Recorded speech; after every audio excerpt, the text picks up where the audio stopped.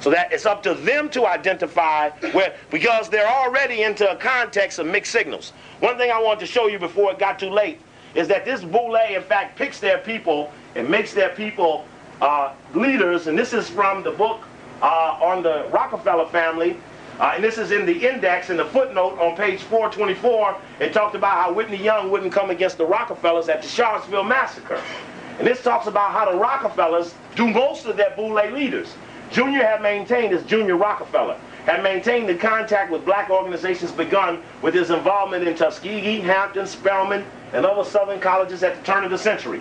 For a time, he had token donations of some $500 a year to the NAACP. However, in '38, his philanthropy advisor, Arthur Packer, wrote a letter to Rockefeller questioning the future of this relationship because he was upset that the NAACP was insisting on trying to push an anti-lynching bill. So Rockefeller wasn't going to give up money because they were punching anti-lynching. Packard regarded this as radical, too radical for the Rockefellers to be involved in, but recommended a continuation of the annual donation nevertheless. Abrupt termination of the $500 gift might be regarded as a rebuke and would carry in the possibility of some kind of controversy. This is the source.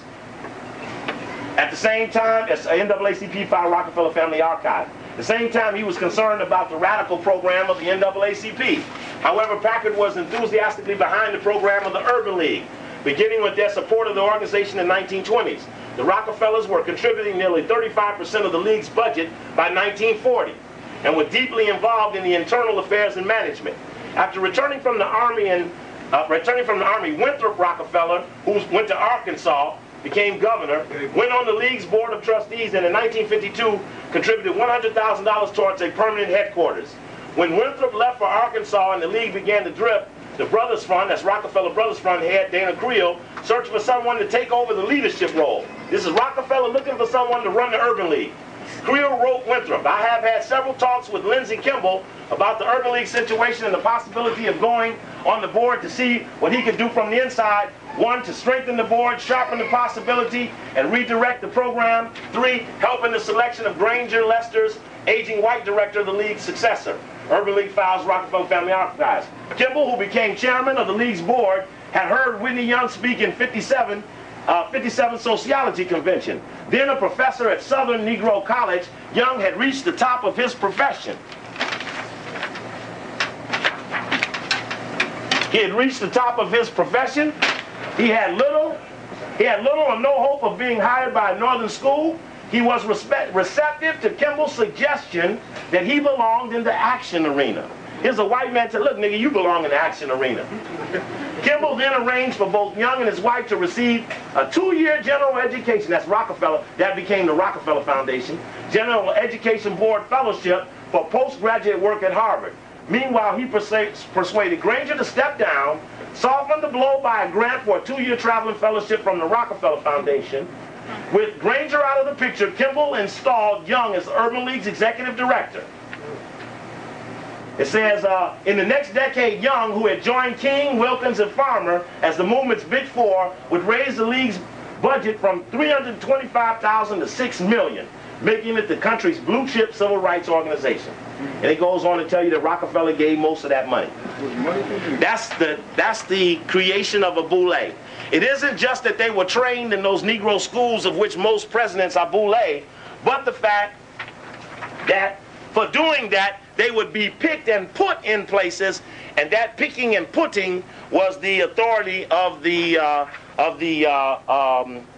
whites. One other thing I need to show you here is that in the past, the Boule has been mentioned in the black press. This is the main black paper, the Washington Afro-American, talking about Epsilon Boule, talking about a nice big dinner, naming the names, and they had filet mignon and all the trimmings, and it was at the J.W. Marriott Capitol Ballroom a week before Christmas. It's that, but it just shows that the black press knew of the organization.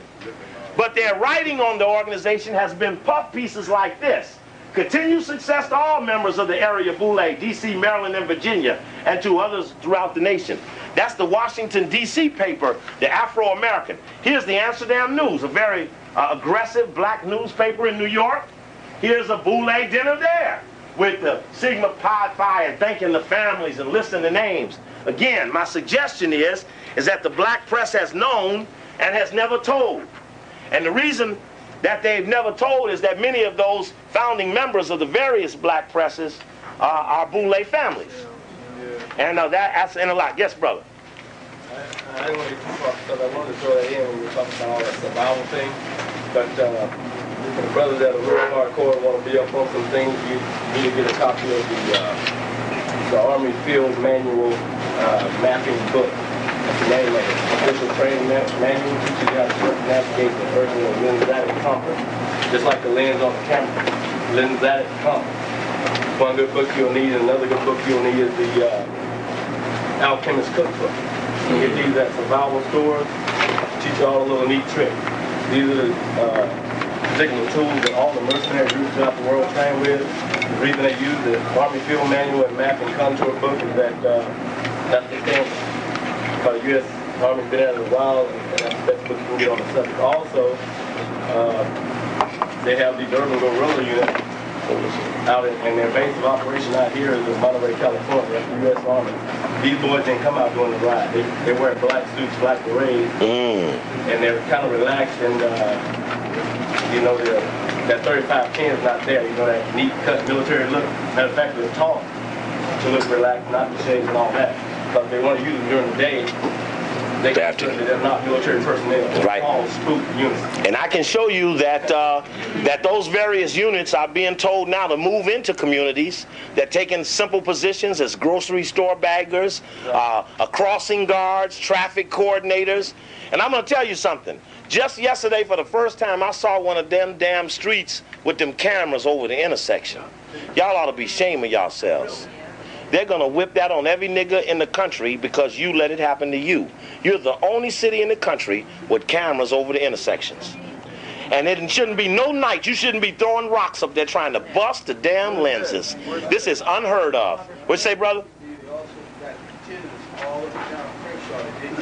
They got what? Antennas. Remember the antennas that were next to the Not microwave. I don't know what they are. Low frequency probably. Which changes the attitude. Right. They could change behavior. Right. Some erratic behavior could come from signals. Hold on. I'm gonna get you. And that's interesting. But I just make that suggestion. That's too deep. That's too deep that somebody, and they're dropping them up there one at a time, not all in the same neighborhood. Put one in one neighborhood, then put one 3 miles away, then come back to your next, maybe 2 months later, come a block later. Yeah. And that's just not a good precedent.